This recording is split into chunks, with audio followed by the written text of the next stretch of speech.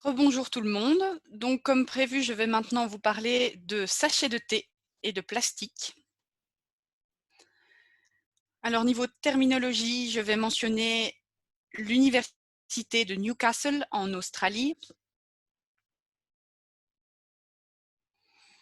Je vais vous parler de barquettes de charcuterie. Je ne sais pas exactement, je ne suis pas sûre que ce soit un belgicisme, mais ça peut surprendre. Je vais parler du fameux PET, donc le polyéthylène terephthalate.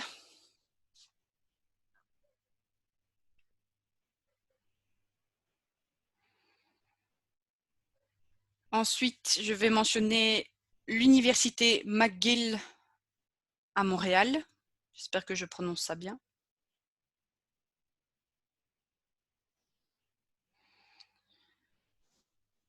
Et enfin, je vais parler de perturbateurs endocriniens.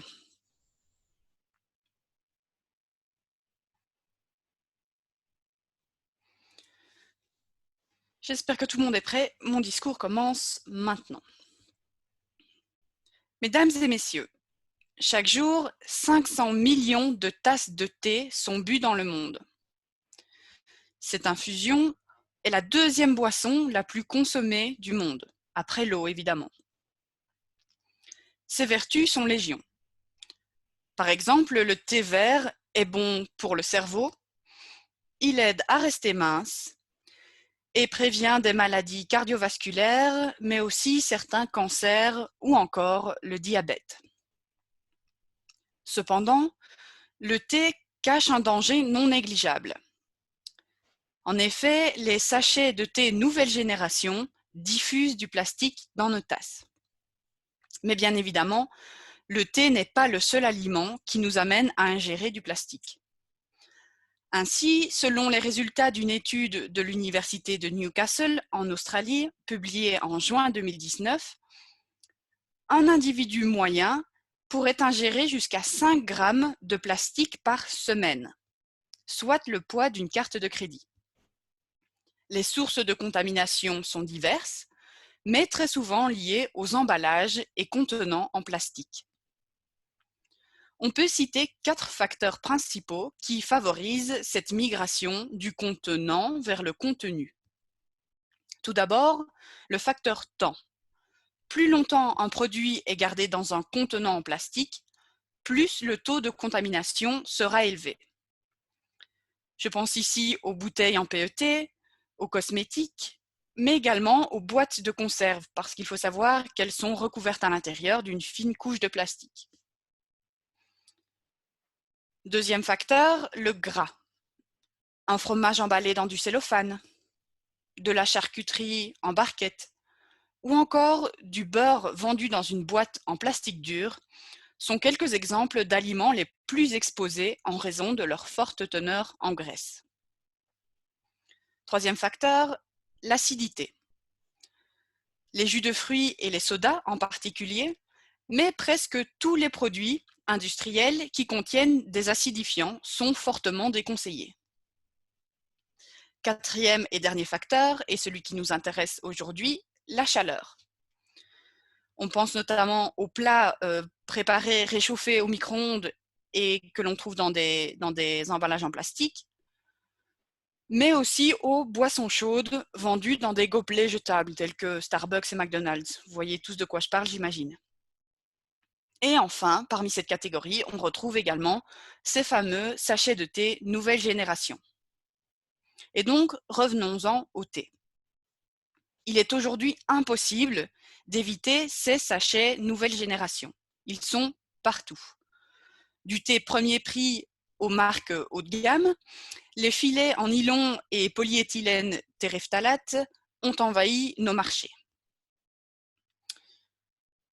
Que ce soit des sachets en forme de coussin ou de pyramide, on les reconnaît par leur aspect blanc, soyeux et parfois même brillant. Et petite remarque, ils sont même utilisés pour les tisanes bio, ce qui, à mon sens, est un comble. Alors, publiée le 25 septembre 2019, une étude réalisée par des chercheurs de l'université McGill à Montréal, au Canada, alerte sur la quantité de microplastiques diffusés par ces sachets. En effet, infusé pendant 5 minutes à 95 degrés, un sachet synthétique libère entre 13 et 16 microgrammes de plastique par tasse. Alors, comme je le disais, la chaleur joue un rôle prédominant dans cette contamination, comme le précisent ces chercheurs, puisqu'ils ont mené une expérience similaire, dans les mêmes conditions, mais à température ambiante, donc à 22 degrés. Et ils ont pu observer dans ce cas que le sachet libérait 300 fois moins de microparticules, même s'il en libérait quand même. Alors, quels sont les risques pour la santé humaine? On le sait, ces microparticules sont des perturbateurs endocriniens. Mais il est difficile de savoir aujourd'hui à partir de quelle quantité de plastique et à partir de quelle durée d'exposition on considère qu'il y a danger. Chose certaine, le plastique est partout et ses conséquences sur l'environnement mais également sur les organismes n'est pas à prendre à la légère. En effet, il ne faut pas voir ces sachets de thé comme une source indépendante de contamination, mais comme faisant partie d'un gigantesque cocktail auquel nous sommes exposés au quotidien.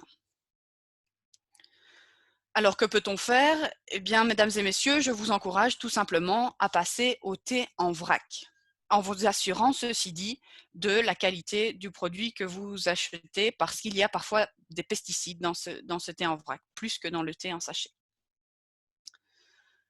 Alors, quoi qu'il en soit, je vous l'accorde, mesdames et messieurs, il est difficile d'envisager de changer le monde grâce à un sachet de thé. Mais je vous rappelle qu'on parle quand même de 500 millions de tasses par jour, donc de 500 millions de ces maudits sachets. Alors, comme je le disais, les sachets de thé ne résoudront pas tous nos problèmes, mais je trouve que c'est quand même un bon début.